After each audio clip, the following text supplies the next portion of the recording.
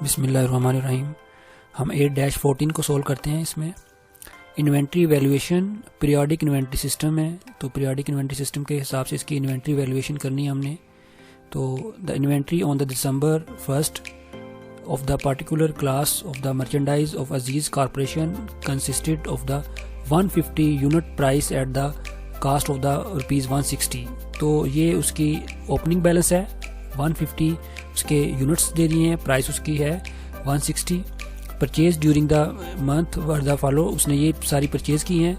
Date December 6 को उसने purchase की हैं 120 यूनिट, उसका रेट है 155, उसको मल्टीप्लाई करके यहाँ पे अमाउंट लिख लिया है 18,600 है।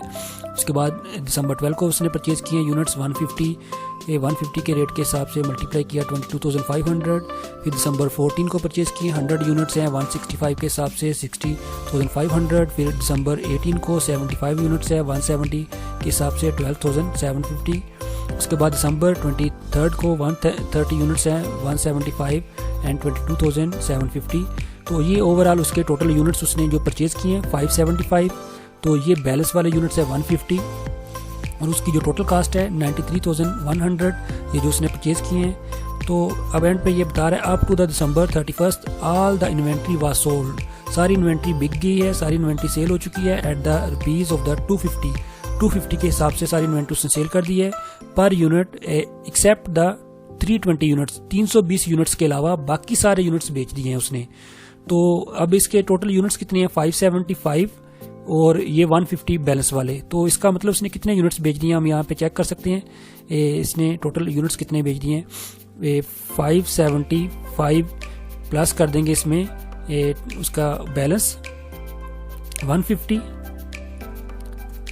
तो टोटल हुए 725 यूनिट्स। 725 में से उसने 320 यूनिट रह गए हैं, बाकी सारे बिक गए हैं। इसमें से 320 हम इसमें से लेस कर देते हैं, 320 इसमें से हमने लेस किए।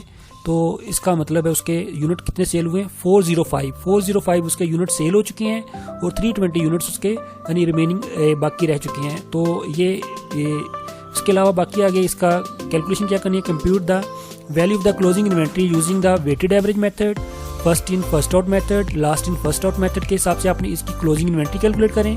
फिर gross profit under the each of the above method, ये तीनों मेथड के हिसाब से आप इसका ग्रॉस प्रॉफिट भी कैलकुलेट करें। तो अब इसकी हम कैलकुलेशन कर लेते हैं। क्लोजिंग इन्वेंट्री हमने कैलकुलेट करनी है वेटेड एवरेज में आपने क्या करना है, सबसे पहले ओवरऑल यूनिट्स को आपने ऐड कर लेना है और ओवरऑल कास्ट को आपने ऐड कर लेना है। टोटल कास्ट को टोटल यूनिट्स पे डिवाइड कर देंगे तो हमारे पास एक एवरेज रेट आ जाएगा। जो एवरेज रेट आएगा उसमें हम देखेंगे जितने उसके पास यूनिट्स बच जाएंगे उसके साथ हम मल्टीप्लाई कर देंगे, तो इस तरह वेटेड एवरेज की कास्ट कैलकुलेट हो जाएगी। तो ये इसकी कास्ट कैलकुलेट हुई है। यहाँ पे ये देखें, ये इसने 320 यूनिट्स को मल्टीप्लाई किया 161.52, ये कास्ट आई है। लेकिन ये इसको मैं बताता हूँ ये कैसे कास्ट है, इसकी स्पोर्टी कैलकुलेशन देखते हैं। Calculation of the weighted average unit cost, beginning inventory उसकी 150 यूनिट्स हैं एट द रेट 160 के हिसाब से उसको मल्टीप्लाई करते हैं तो कितना आ जाता है 24,000। ओवरऑल यूनिट्स उसने जो परचेज किए थे वो 575 हैं। ओवरऑल जो यूनिट्स उसने परचेज किए थे 575 हैं और उसकी ओवरऑल कास्ट कितनी है 93,100। तो ये ओवरऑल कास्ट है। अब ओवरऑल कास्ट हमने 24,000 ओपनिंग वाली, ये ओवरऑल परचेज, इन दोनों को ऐड किया तो 1,17,100 आ जाएगा। तो टोटल यूनिट्स कितने हो गए 725। अब 1,70,100 को आप डिवाइड कर देंगे 725 यूनिट्स के ऊपर, तो यहाँ पे कास्ट आ जाएगी 161.52। तो ये एवरेज कास्ट आ जाएगी। तो अब इस एवरेज कास्ट को मल्टीप्लाई कर देंगे जो उसके क्लोजिंग यूनिट्स रहते थे 320 एट द इंटू 161.52 के साथ मल्टीप्लाई किया तो 51,686। तो ये क्लोजिंग इन्वेंट्री आ जाएगी वेटेड एवरेज के हिसाब से, क्योंकि वेटेड एवरेज में ओवरऑल आपने एवरेज यूज करनी होती है, तो इसने ये एवरेज रेट यहाँ पे कैलकुलेट कर लिया है। तो अब इसके बाद इसका दूसरा मेथड है a first in first out method. First in first out method के हिसाब से आपने कैसे कैलकुलेशन करनी है, तो इसको आप यहाँ पे देखें, उसके टोटल कितने यूनिट्स रिमेनिंग रहते हैं जो सेल नहीं हुए 320, तो बाकी 405 यूनिट सेल हो चुके हैं।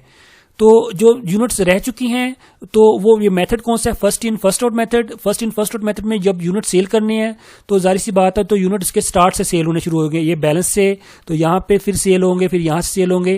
जो उसके यूनिट रिमेनिंग बैलेंस में रहेंगे, तो जो बच जाएंगे वो लास्ट में से यूनिट्स बचेंगे फर्स्ट इन फर्स्ट आउट में। जो सेल आउट होंगे वो ऊपर वाले में से हो जाएंगे, जो बच जाएंगे वो एंड वाले में से बच जाएंगे। तो इसी तरह जो last in first out method है, उसके जो यूनिट्स हैं जो वो बच जाएंगे वो टॉप वाले यूनिट में से होंगे, और जो सेल आउट हो जाएंगे वो लास्ट वाले में से हो जाएंगे। तो हमने यहाँ पे इसका बैलेंस देखना है, 320 यूनिट्स आप कैसे बनाएंगे। तो 320 यूनिट्स उसके रहते हैं जो सेल आउट नहीं हुए, तो फिर वो इसको आप ऐड कर लें 130 75, तो इसको आप ऐसे कर लें 130 इसके यूनिट्स जो रहते हैं, यहां से 130 यूनिट्स हो जाएंगे, तो प्लस दूसरा आ गया 75 यहां से यूनिट्स हो जाएंगे। उसके बाद नेक्स्ट आ गया है 100 यूनिट्स हैं, ये 100 यहां से ले लेते हैं, तो ये कितने हो गए 305। अभी भी 320 कंप्लीट नहीं हुए, तो ये 150 में से हम 15 यूनिट्स ले लेंगे। तो 150 में से जब 15 यूनिट्स लेंगे, तो क्योंकि हमने इसको 320 कंप्लीट करना है, तो इस तरह ये इसको 305 था, सॉरी 305 आए थे हमारे पास, 305 प्लस हमने इसमें कर दिया 15 यूनिट्स को, तो इस तरह 320 यूनिट्स हो जाएंगे। तो यानी 130 इधर से, 75 यहां से, 100 यहां से यूज हो जाएंगे, और 150 में से 15 यूनिट्स यूज हो जाएंगे। तो ये इस तरह इसी ने यूज किए हुए हैं। ये देखें 130 ये यूज किए, फिर उसके सामने वाला रेट 175, फिर 75 नेक्स्ट, उसके सामने वाला रेट 170, 100 यहां से यूनिट यूज हो जाएंगे, 165 उसका रेट, 15 यूनिट्स जो लास्ट 150 थे उसमें से यूज हो जाएंगे, 150 उसका रेट। इनको जब आपस में मल्टीप्लाई कर लेंगे तो ये हमारे पास टोटल अमाउंट आ जाएगी। तो टोटल अमाउंट ये 54,250, ये first in first out method की क्लोजिंग इन्वेंट्री है। तो 320 यूनिट्स उसके टोटल यहाँ से इस तरह उसके यूनिट्स बच गए हैं। इसके मतलब बाकी जो ऊपर वाले यूनिट है 405 वो सेल आउट हो चुके हैं। 405 उसके बाकी रिमेनिंग यूनिट सेल। अब उसके बाद है last in first out method. Last in first out method में यूनिट्स जो बच जाएंगे तो 150 यहां से हो जाएंगे, तो इसको हम 320 कंप्लीट कर लेते हैं। 150 उसके बैलेंस में से आ जाएंगे। उसके बाद है 120 आ जाएंगे इसके फर्स्ट परचेज में से, ये हो गए 270। अगर इसको 150 हम ऐड करते हैं तो ये 320 से ज्यादा हो जाएंगे। तो एग्जैक्ट कितनी अमाउंट चाहिए हमें और यूनिट्स की, 50 यूनिट्स चाहिए। और अगर हम 50 इसमें यूनिट ऐड कर देंगे तो ये हमारे पास 320 कंप्लीट हो जाएंगे। यानी 150 इसमें से यूज हो जाएंगे, 120 इसमें से यूज हो जाएंगे, 150 में से 50 यूनिट्स यूज हो जाएंगे, और बाकी जो नीचे वाले यूनिट है वो सारे के सारे सेल आउट हो चुके हैं, क्योंकि last in first out method है। तो ये इसी तरह उसने यहाँ पे लिख लिया है। तो 150 यूनिट्स हैं उसके, 150 यूनिट्स 150 यूनिट्स बैलेंस वाले, उसका रेट 160 था। उसके बाद फर्स्ट परचेज 120, उसका रेट 155 है, और जो सेकंड परचेज है 50 यूनिट्स उसका रेट है 150। तो इसको मल्टीप्लाई करके हमने यहाँ पे उसकी अमाउंट लिख ली, तो इसकी क्लोजिंग इन्वेंट्री बनी 50,100। तो इस तरह तीनों के मेथड के हिसाब से उसकी क्लोजिंग इन्वेंट्री फाइंड आउट हो जाएगी। तो 50,100। फिर उसके बाद है नेक्स्ट है, ये आपने ग्रॉस प्रॉफिट कैलकुलेट करने हैं under the each of the above method. तीनों मेथड के हिसाब से ग्रॉस प्रॉफिट, अब इनकी इनकम स्टेटमेंट हम बना लेते हैं। तो इनकम स्टेटमेंट में सबसे पहले इसकी सेल्स लिख लेंगे। ग्रॉस प्रॉफिट कैलकुलेट करना है, सबसे पहले सेल्स कितने यूनिट सेल हुए थे 405, कितने के हिसाब से 250 के हिसाब से, ये उसने 250 यहाँ पे रेट दिया हुआ है, ये रहा 250 यूनिट्स। 250 यूनिट्स के हिसाब से उसने सेल आउट कर दिए थे, जो रिमेनिंग रहते थे 320 के अलावा। तो उसने 320 के अलावा यानी 405 यूनिट्स को सेल आउट कर दिया था। तो 405 को आप मल्टीप्लाई कर देंगे 250 के हिसाब से, तो सेल्स वेटेड एवरेज की भी वही होगी, first in first out method की भी सेल वही होगी, last in first out method की भी सेल्स वही होगी, उसमें कोई डिफरेंस नहीं आएगा। उसके बाद इसमें से लेस कर देंगे cost of goods sold. Beginning inventory, opening inventory कौन सी है, यानी 150 यूनिट्स, ये उसके जो टॉप पे दिए हुए हैं यहाँ पे 150 यूनिट्स को आप 160 से मल्टीप्लाई करते हैं तो ये 24,000 आ जाता है। तो 24,000 इसने ये इसकी ओपनिंग इन्वेंट्री के तौर पे शो करवा दिया है। 150 को 160 से मल्टीप्लाई किया है तो 24,000 फर्स्ट वेटेड एवरेज की भी, फर्स्ट इन फर्स्ट आउट की भी और लास्ट इन फर्स्ट आउट की भी आ जाएगी। अब इसमें ऐड कर देंगे परचेज कौन सी आ जाएगी, जो ओवरऑल परचेज उसने यहाँ पे ये दी हुई है 93,100। ये परचेज में भी कोई डिफरेंस नहीं आएगा, जो डिफरेंस आएगा वो आएगा क्लोजिंग इन्वेंट्री में, उसी की वजह से उसका ग्रॉस प्रॉफिट डिफरेंट होगा। तो ये 93,100 हमने यहाँ पे पुट कर लिया है उसकी परचेज 93,100, 93,100 एंड 93,100। अब इनको ऐड कर लेंगे तो ये cost of goods available for sale, cost of goods available for sale, cost of goods available for sale. अब इसमें सिलेक्ट कर देंगे क्लोजिंग इन्वेंट्री। क्लोजिंग इन्वेंट्री कौन सी, जो अभी हमें इसी क्वेश्चन के अंदर यहाँ पे वेटेड एवरेज की हमने निकाली है 51,686। तो वेटेड एवरेज की हमने यहाँ पे पुट कर दी है 51,686। उसके बाद है first in first out method की हमने निकाली है 54,250 और last in first out method की है 50,100। तो ये इसकी क्लोजिंग इन्वेंट्री है, यहाँ पे हम पुट कर देंगे 54,250, 50,100।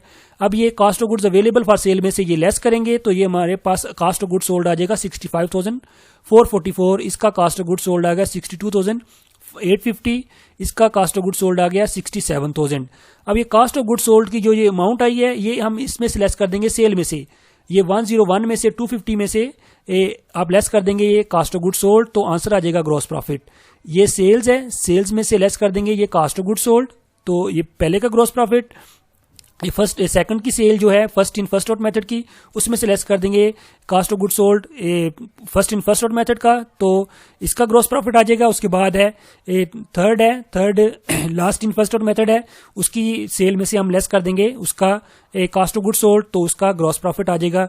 तो इस तरह ये तीनों मेथड के हिसाब से हमारे पास ग्रॉस प्रॉफिट भी कैलकुलेट हो गया, क्लोजिंग इन्वेंट्री भी कैलकुलेट होगी। Thank you, Allah Hafiz.